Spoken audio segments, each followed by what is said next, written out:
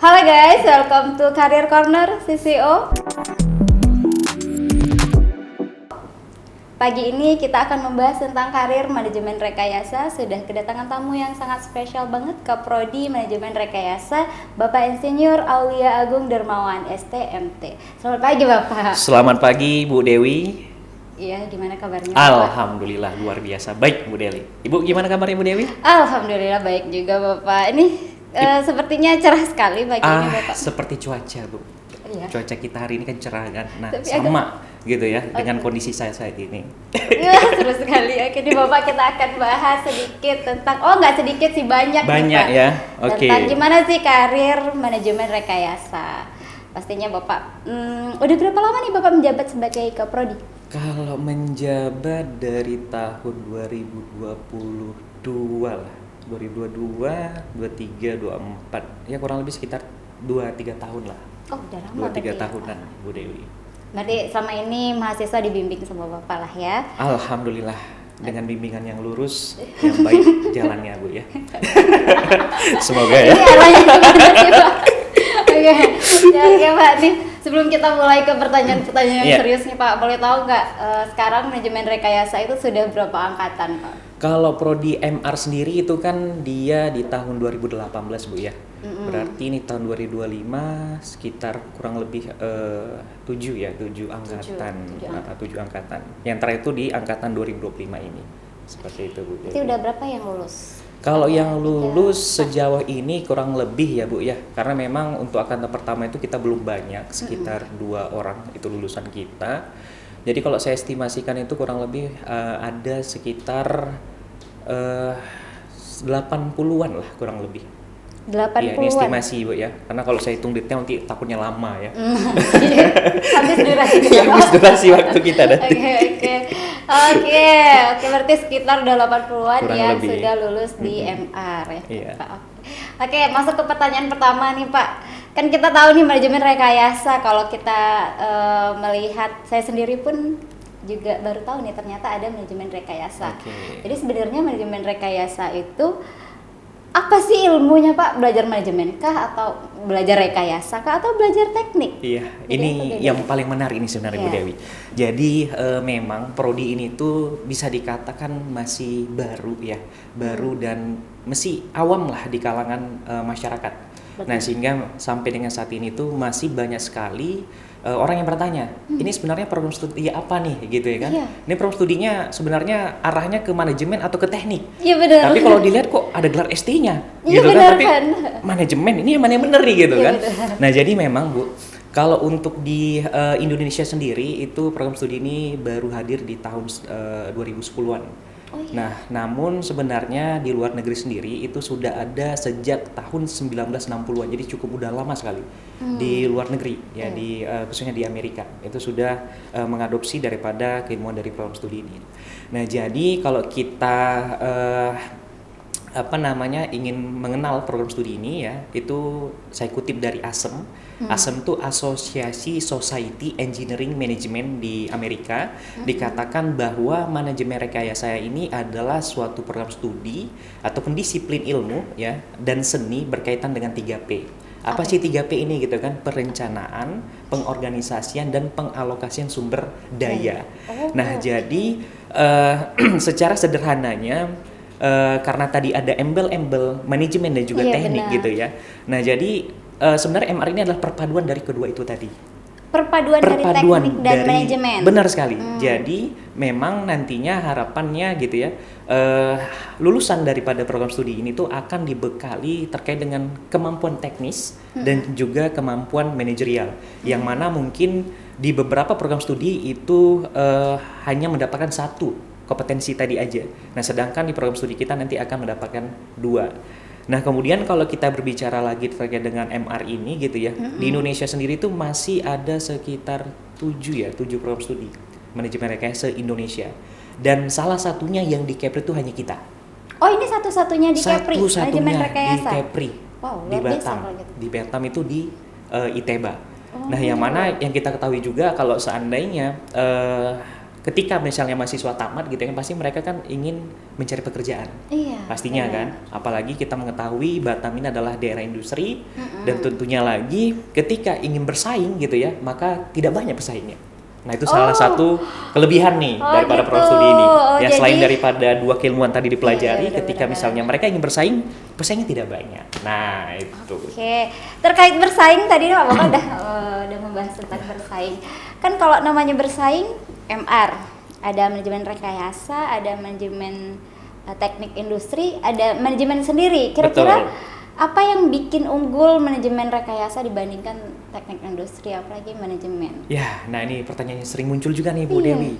Karena memang ada embel tekniknya tadi dan juga manajemen. Jadi yang kita ketahui kalau teknik industri itu dia kan fokusnya lebih kepada mengoptimalisasikan proses di dalam suatu industri. Nah, sedangkan manajemen kan yang umumnya kita ketahui lebih kepada proses bisnis dan juga organisasi. Nah, akan tetapi kalau manajemen rekayasa ini dia memadukan dua tadi, sehingga memiliki suatu keilmuan yang lebih dibandingkan prodi yang lainnya. Nah, di mana seperti yang saya sampaikan tadi, nantinya para alumni ataupun ketika mereka sudah belajar di sini, itu mereka akan dibekali dua kemampuan tadi, kemampuan teknis dan juga kemampuan manajerial. Yang mana yang kita ketahui ketika misalnya di lapangan ada permasalahan teknis gitu ya. Nah, tentunya pasti akan diselesaikan dengan orang teknis saja. Nah, kemudian gitu. terkait dengan manajemennya, manajerialnya pasti mereka akan sedikit bingung nih karena terbiasa terkait dengan teknisnya. Nah, akan tetapi program studi ini dia bisa mengatasi dua persoalan tadi sekaligus. Jadi bisa mengatasi masalah teknisnya dan juga bisa mengatasi masalah manajerialnya seperti Oh gitu, berarti itu keunggulan kalau kita memilih manajemen rekayasa. Iya, beli satu gratis dua lah, Ah, ya kan? benar. Oke, beli satu gratis dua manajemen rekayasa. Oke, selanjutnya nih Pak, karena kita bahas tentang ada dua keilmuan yang didapatkan oleh manajemen rekayasa, manajemen Betul. dan manajerialnya.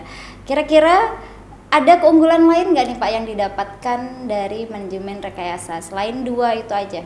Oke, nah jadi selain dari dua tadi ya, memang nantinya daripada alumni yang akan diluluskan dari program studi ini, mereka juga akan dibekali keilmuan kepemimpinan, yang mana memang di dalam suatu organisasi ataupun perusahaan terkait dengan keilmuan daripada pengambil keputusan ini juga sangat dibutuhkan. Nah, jadi daripada anak-anak dari program studi ini, mereka akan siap ketika di lapangan menghadapi suatu kondisi yang sifatnya dinamis gitu ya. Nah, itu mereka tentunya akan siap menghadapi hal-hal tersebut dengan keilmuan yang mereka miliki. Itu dipelajari nanti Pak? Dipelajari. Di program studi Ada mata kita. kuliahnya Pak? Ada. Ya, jadi Apa salah namanya, satu mata kuliah itu adalah perilaku organisasi dan proses bisnis. Oh, Nah, itu juga oke. ada. Berarti semuanya nanti akan dipelajari di manajemen rekayasa. Benar gitu ya, sekali, Pak. Bu Dewi. Bagus Jadi banget cukup ini. kaya dengan keilmuan program studi Oke. ini. Oke, mantap ya teman-teman. Nah, kita lanjut nih Pak Iya. ke pertanyaan selanjutnya. Nah, kita kan tahu nih Pak, kita lagi di era serba digital. Kita Oke. kalau internet nggak ada, kita rasanya balik ke zaman batu, bener nggak Pak? Benar sekali. Waduh. Iya, ya kan Pak. Kalau saya sendiri tanpa internet, waduh bingung nih. Iya Apalagi kan, Pak? sekarang kan mau akses segala macam kan pakai internet gitu kan. Mau Benar. cari sesuatu lihat internet ya kan. Iya. Apalagi ada AI dan sebagainya kan Benar. memudahkan kita. Benar banget. Benar sekali Bu Nah, Dewi. Jadi pertanyaannya nih Oke. Pak, di era digitalisasi tentu semua industri bertransformasi ke digital. Pak. Betul. Kira-kira apa nih peran yang bisa diemban atau diambil oleh lulusan manajemen rekayasa itu sendiri? Ya, ini menarik sekali nih ya. Jadi sangat sesuai dengan kondisi kita saat ini ya Bu Dewi ya. Jadi memang peran yang bisa diemban daripada program studi ini di era digitalisasi ini adalah tentunya memaksimalkan suatu teknologi dan inovasi di dalam mengambil suatu keputusan juga. Nah, jadi daripada program studi ini nantinya ya dapat menggunakan gitu ya teknologi yang ada di saat ini untuk mempermudah mereka dalam menjalankan suatu proses bisnis. Nah, jadi benar-benar bisa dikatakan memiliki hubungan yang erat juga gitu ya dengan program studi kita, karena memang mereka juga dibekali banyak sekali keilmuan selain daripada yang saya sebutkan tadi gitu ya. Dibekali juga misalnya terkait dengan keilmuan bagaimana memanage suatu proyek gitu ya. Nah, apalagi dengan adanya suatu teknologi bisa membantu ya, membantu memudahkan mereka dalam mengelola proyek melalui digitalisasi itu juga. Seperti itu, Bu Dewi. Benar-benar. Berarti manajemen rekayasa juga bisa beradaptasi dengan Benar teknologi, sekali. bahkan mungkin Benar. bisa menjadi pelopornya nggak kira-kira nih Pak? Benar sekali. Iya, oke. Nah, selanjutnya nih Pak, kira-kira manajemen rekayasa merupakan dua bidang ilmu nih Pak. Oke. Tentu ketika sudah bekerja, mereka membutuhkan nih, kira-kira industri apa yang paling membutuhkan manajemen rekayasa? Oke, nah ini tidak kalah menariknya nih Bu Dewi nih, Iya. Bu Dewi ya. Nah jadi terkait dengan kira-kira ketika mereka lulus gitu ya, mereka bisa berkontribusi di mana saja nih gitu. Iya, benar. Nah tentunya hampir semua industri itu bisa. Bisa? Nah, bisa. Termasuk Kenapa? startup? Termasuk startup. Nah, kenapa? Yang pertama kita ketahui Batam adalah kota industri yang cukup banyak industri, ada industri manufaktur, kemudian ada konstruksi, jasa dan lain sebagainya. Tidak menutupi kemungkinan program studi manajemen rekayasa akan berkecimpungan ataupun bisa hadir di dalamnya. Seperti itu tadi ya, seperti perusahaan manufaktur, kemudian perusahaan konstruksi gitu ya, perusahaan jasa dan mungkin banyak lainnya yang program studi manajemen rekayasa itu bisa berkontribusi di dalam daripada perusahaan tersebut. Jadi cukup luas. Cukup luas untuk Benar bisa sekali. masuk ke semua sektor industri. Benar sekali, gitu ya Bu Pak. Dewi. Kalau spesifiknya kira-kira mereka masuk ke apanya nih Pak? Apakah di bagian nanti mungkin di pengorganisasiannya Oke. atau apakah masuk ke marketingnya lah Betul. gitu? Kira-kira apa nih Pak? Oke, nah jadi memang untuk program studi manajemen rekayasa di ITB ini itu concernnya ya, itu concern. ada empat. Yang pertama itu adalah bisa menjadi seorang project manager. Project manager, iya, berarti project. bikin projectnya, Iya, proyeknya. proyek yang mengatur ataupun mengamati kondisi daripada awal ya proyek tadi sampai dengan akhir daripada proses di proyek tadi. Itu yang pertama. Kemudian yang kedua product engineer. Bagaimana mereka harus bisa melihat suatu inovasi daripada produk-produk yang ada. Jadi semacam R&D lah. Oh. Ya, kemudian setelah itu riset pemasaran, ya kan, memantau melihat bagaimana kondisi pasar di saat ini, dan yang terakhir itu adalah peneliti. Peneliti? Atau, ya, researcher, karena tidak menutup kemungkinan mereka juga bisa menjadi seorang dosen nantinya, kemudian menjadi seorang peneliti juga nantinya berkaitan dengan keilmuan daripada program studi manajemen rekayasa ini, Bu Dewi. Pertanyaan selanjutnya nih Pak, terkait tadi kan kita sudah ngebahas bidang industri apa aja yang paling diminati atau yang dibutuhkan oleh manajemen rekayasa. Selanjutnya kita bahas profesi apa yang menjadi target mahasiswa lulusan manajemen rekayasa nih Pak. Mau jadi apa sih mereka setelah punya gelar manajemen rekayasa? Ya, baik. Jadi kiranya ketika mereka nanti sudah selesai dari program studi ini gitu ya, sudah menempuh kurang lebih sekitar 4 tahun dan mendapatkan gelar sarjana, tentunya kalau seandainya mereka di industri, tentu nanti mereka akan bisa menempati posisi-posisi strategis seperti misalnya supervisor. Kemudian manager ya, tentunya pasti akan berjenjang ya. Dan kemudian kalau seandainya mereka tidak ingin bekerja di perusahaan, mereka nanti tentunya juga bisa membangun startup. Bangun startup? Bisnis ya, sebagai pemiliknya. Nah Sebagai itu juga pemiliknya. bisa. Oh, itu Kenapa? bisa, Pak? Karena mereka juga nanti diajarkan bagaimana caranya membangun startup dari awal, dan kemudian memproyeksikan kiranya kalau seandainya startup ini dibangun, apa yang harus mereka lakukan. Nah itu juga diajarkan di mata kuliah Technopreneurship. Dan kebetulan juga kemarin hasil daripada mata kuliah ini sempat kita lombakan gitu ya ke tingkat nasional. Itu nama programnya P2MW yang berkaitan dengan kewirausahaan, dan alhamdulillah itu lulus mahasiswanya dari juara berapa lulus. Pak?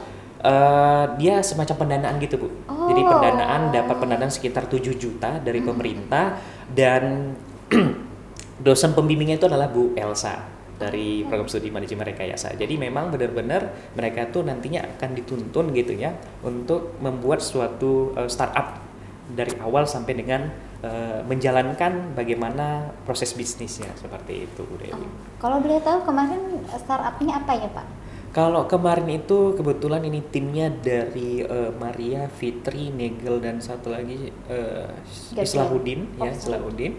Jadi mereka kemarin tuh lebih kepada mengembangkan suatu produk sabun dari bahan-bahan alami seperti itu. Jadi memang di sana mereka mulai dari penyusunan anggaran untuk membuat suatu sabun tadi, kemudian juga membangun website untuk perusahaan mereka gitu ya, kemudian membagi tugas daripada member yang ada di dalamnya gitu ya, ataupun anggota daripada timnya dan lain sebagainya seperti itu. Oh gitu, berarti ini artinya manajemen rekayasa juga punya target bagaimana mahasiswanya bisa punya usaha sendiri. Benar sekali. Benar nggak, Pak? Benar sekali, Bu. Iya, kalau sampai ada lomba dan menang dan dapat pendanaan, artinya targetnya juga tidak hanya bekerja di industri atau menjadi karyawan aja, tapi boleh juga jadi pebisnis manajemen rekayasa. Jadi tinggal kita kembalikan ke mahasiswanya, ingin membangun bisnis sendiri atau ingin bergabung di perusahaan yang sudah ada.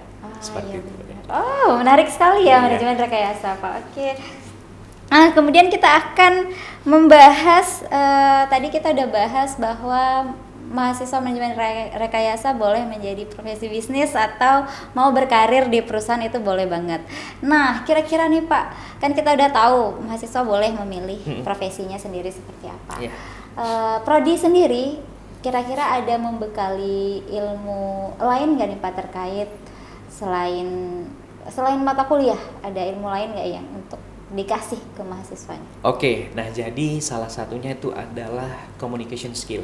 Communication skill. Ya, yang mana memang di program studi kita itu ada yang namanya himpunan program studi manajemen rekayasa ataupun yang namanya Himasa. Jadi nantinya biasanya di kita dari prodi gitu ya, kita menyarankan kepada mahasiswa baru ataupun calon mahasiswa ketika mereka sudah bergabung di program studi ini untuk mereka dapat bergabung di Himasa tadi. Kenapa? Saya selalu sampaikan bahwa jadikan organisasi ini semacam wadah bagi mereka untuk meningkatkan kemampuan lebih daripada, maksudnya ditambah daripada mereka hanya duduk di dalam kelas. Jadi bagaimana mereka bisa melakukan